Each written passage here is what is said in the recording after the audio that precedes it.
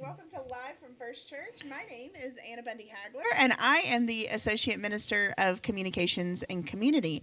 We are so grateful that you are joining us for worship today, and our hope that this worship pre-show will give you more information about what's going on here at the corner of Ross and Harwood.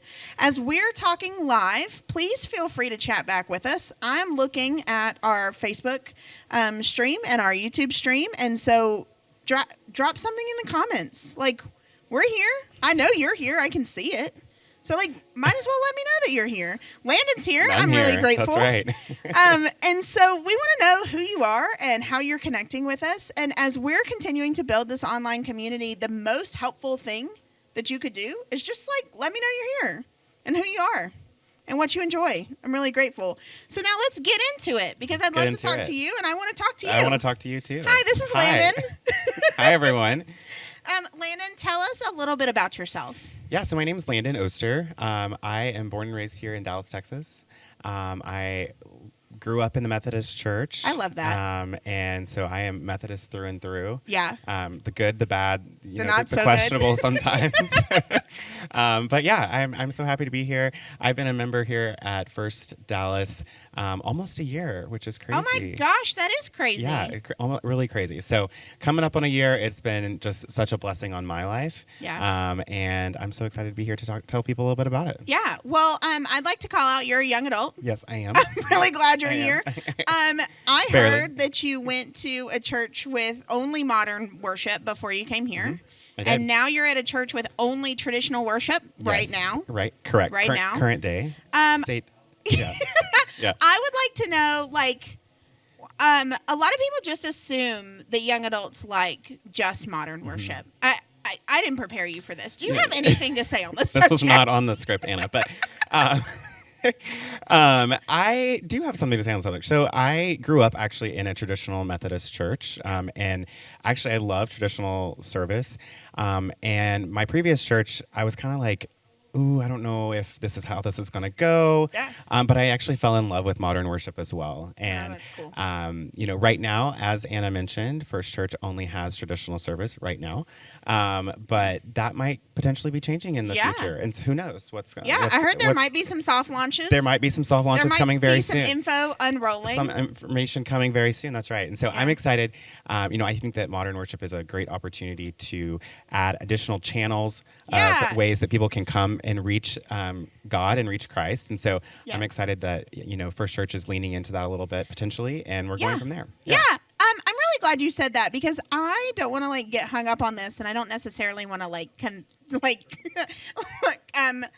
make a comparison between what I do, Studio 3A on Tuesday nights with Roy, to modern. Because which we love, Studio 3A. Check it out, 8 p.m. on so Tuesdays. But I always think about the thing that we do for Studio 3A. I always tell church members, hey, if you find it and you think, what am I watching? You're probably in the right space. Absolutely. Right? Because it's not for everybody. No, and so I'm really excited about how we're exploring this modern worship piece. Yes. Because we are a church that loves traditional worship, and we do it really well. Mm-hmm.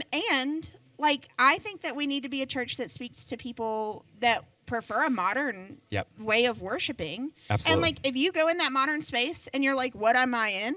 I don't like it. It's probably not for you. I totally agree. And right? and I think that is something that's so beautiful about First Church in general, is that there is truly something for everyone here. Yeah. And actually, speaking of that, I just came from First Belong, which is our annual kind of like a Sunday school social fair, if you will. I keep calling it a happy hour, but it's at 9 a.m., so it doesn't really count. There's happiness. There's still happiness. That's fine. It still counts. I said instead of spirits, it's the Holy Spirit. Correct. Yes. I love that. Yes. That's very nerdy, but I love that so much. It's a great way to approach it. But yeah, so we just came from First Belong, and basically it's a kind of like a community fair, but for Sunday school classes, and really just communities of belonging in general, not necessarily Sunday school. Yeah. But yeah, so there's something for everyone. There's from everyone from the young adults all the way up to our classic etc. That generally has people that might be older age. It's not necessarily exclusive to that group, but it really gives people an opportunity to find a place where they belong and where they can connect with God and go closer to God. Right. So, and I mean, you're crushing it because that was my first announcement. It was happening right now. Sometimes you got to get a leader there a little bit, you know. That's what Roy's usually for. So I'm glad you're here. I know. So I'm really grateful that that's happening. I mean, you joined Young Adults in the last year. I did. That's where I think that you've kind of found your group or class. Young Adults does not meet on Sunday mornings. We meet at night. Yep. But what do you love most about Young Adults? Yeah, I love that it is a group of people that are not necessarily like-minded, but we together respect each other's differences and grow together in our faith because of it. Yeah. And so I think that that's something. There's something really beautiful, and it's in a really safe, inclusive environment too, where you can really just ask hard questions, challenge one another, and learn from one another too. I just love it. We have people from 23 to 40. We have single people. We have married people. We have parents. We have non-parents. We have people who grew up Methodist. We have people who grew up in very different traditions. And I just think, I was telling Landen before we went live, like, I think this last semester of Young Adults was my favorite because we've really grown over the past 2 or 3 years, and we've grown in numbers and we've grown in deeper relationship. And this was like one of the first semesters that we really got to dig into like past religious experiences. Not only that, and ask hard questions about, why do we believe what we believe? Right. And what connects us together as a community. And so it's a really awesome space that provides so much safety, and whenever you find a place like that, there's infinite possibility that can come from that. So. I love that. That makes me think of Mitchell's sermon from last week, which was about belonging. And we'll talk about this in a minute, but like one of my favorite parts of his sermon was like, after we start belonging somewhere, we stop asking like what this does for us or whatever, and then we turn around and we're like, how do we invite other people into it? So what would you tell people, other young adults, about our young adults group? Yeah, I would tell people that if you are looking for a young, lively bunch. Anna laughed when I described us as lively earlier.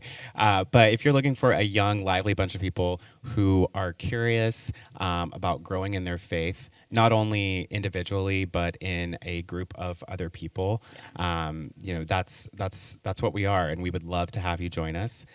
You can reach out to Anna, and she would love to give you more information about that. And I'm excited. We always have great food. There's always great food involved one way or another. And then we just gather and talk about a variety of different things. We've done a book recently, Searching for Sunday by Rachel Held Evans. Fantastic book if you haven't read that. We're about to start potentially watching The Good Place. Because why not? Why not? Exactly. We've done Ted Lasso. We did Ted Lasso, all things. I know, crazy. So it's really cool, like what we get to talk about each week, and we lean on one another and grow with one another and celebrate and cry with one another. And it's a really great time. Yeah. So, cool. Thanks. Thanks for the plug. Of course. So then my other two announcements is one, next Sunday, we are hosting a conversation with Alex Regan in Crossroads, which is going to be sponsored by the Agape Sunday School class. Alex has a book titled What Needs to Be Said: Speak Your Truth, Release Shame, and Find Oneness. And actually, I'm in a cohort with Alex right now, and Alex is just an incredible human. He believes so deeply in people being who they are and who they're called to be and being the fullest parts of themselves. I think he'll also share his story. He actually came out as a trans man, and so he had to navigate what that looked like in his family and what that looked like in his faith, and now he's a minister and all of the things. So I think that'll be a great opportunity. If you're interested in that, you're welcome to come. If you'll just let us know that you're coming. We just love to know. Yeah, we just love to know. We just love a little RSVP, you know? And then the last announcement I have for you is September 8th after worship. We are hosting our first steps of the fall. Yes. Yeah. Yep. And this is a class where if you are new and you've been visiting with us, or you want to take that next step into membership, like this class is all for you. We gather together. We eat lunch. We talk about the history of First Church. We talk about the United Methodist Church. We talk about theology. We do all of the things. So we do need to know you're coming to that. We would love for you to. And we're going to have lunch. So if you are online, you can go to firstchurchdallas.org/events, find First Steps. If you're in person and you just like carry your bulletin around for fun, I appreciate that. That's part of my job. So please frame it if you want. There's a QR code on the back, so you can scan that to go to First Steps. Anna's laughing because I told her once that I read the bulletin when it's posted online before, the week before the service. She laughed at me for that. So I mean, it's great. I appreciate that. I like knowing what's happening. I have job security if people keep reading the bulletin. So, like, everything's great, right? It's fantastic. Yeah. Okay. Then I want to lean into This Is Us. So this is our series. I'm really Not excited. to be confused with, like, the best TV show some of Equally us have ever good. seen. I know. Yes. Yeah. But This Is Us is a series on Mission and Vision here. We're in our second week. We are. Last week, we talked about belonging. Did you get to watch that? I know you were out of town. So I will admit I was out of town, and I have not watched it yet, but I am excited to watch. I know. Just kidding. But where can you watch it? You can watch it online on YouTube and on the website through firstchurch.org. Yeah. If you are watching with us, we would love to know if you've watched it at home. We would love to know if you were live with us or if you went back and watched it. I've been thinking about that all week. I'd love to know what you thought about it. After you watch it, I want to know what you think about it. Yeah, I definitely will.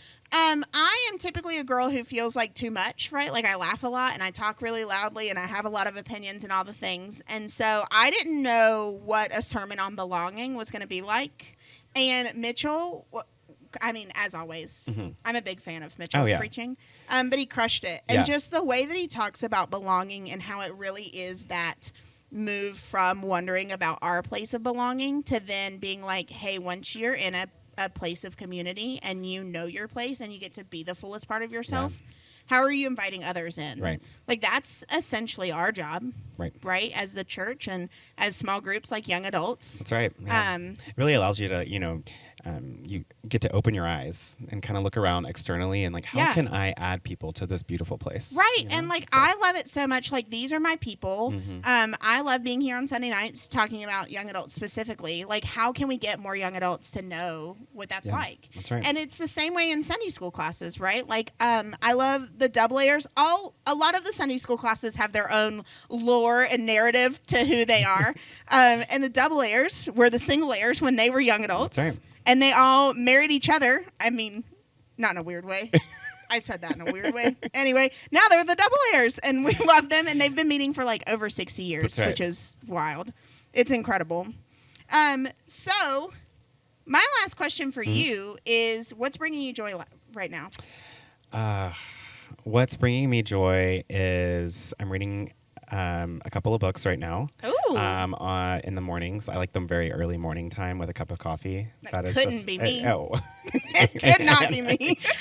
But it just brings me so much peace. The world is quiet, and it just gives me time to reflect, and it's really good. So, I love that. Yeah. Before we start worship, if you're watching with us, I would love to know what's bringing you joy right now. Yeah, let us know. Coffee? Is it books? Right. Is it walking your dogs? One of our staff members walks his dogs like 4 miles a day. Oh, wow. That's got to bring him a lot of joy to be that committed. You know what I mean? So I'd love to know. I just like to know what brings people joy. And I think we're talking about joy in 2 weeks. So you might as well prepare your hearts. Yep. What are we talking about today, Anna? Today, we are talking about purpose. I know. I'm really excited for this sermon today. Are you? I'm kind of nervous. I'm actually really excited about it. I personally think I'm someone who feels it's important to be very connected to their purpose. Wait, so like if I asked you like what is your purpose? You could answer that right now. Well, ironically, yes, I think I potentially could. Okay. I think it's important personally. Yeah. My purpose is to make a positive impact on this world. And I think that whatever I'm still trying to figure out, and I think it's daily figuring out how exactly that's happened. That's something that you continually grow in. Yeah. And I think what I've kind of learned is that the Lord, it's not going to show you necessarily the destination, but he's going to show you the next step in getting there, right? Yeah. And so that's what he's doing for me right now. And I just think that I'm excited for this sermon today. I'm excited to hear Mitchell's perspective on it, and the importance of purpose and living that out through Christ. That's so good. And that's a good word. Like just because you might be afraid or don't know what the execution of your purpose is doesn't mean you don't know your purpose. That's right. Yeah. I'll be thinking about that. I'm sure that Mitchell's sermon will coincide with that. Absolutely. I can't wait. Maybe we should take over-unders. Yeah. I'm just kidding. Anyways, that's all we have time for today. Thank you so much for joining us. Thank you for joining us. Thank you for having me. I'm so glad you're here.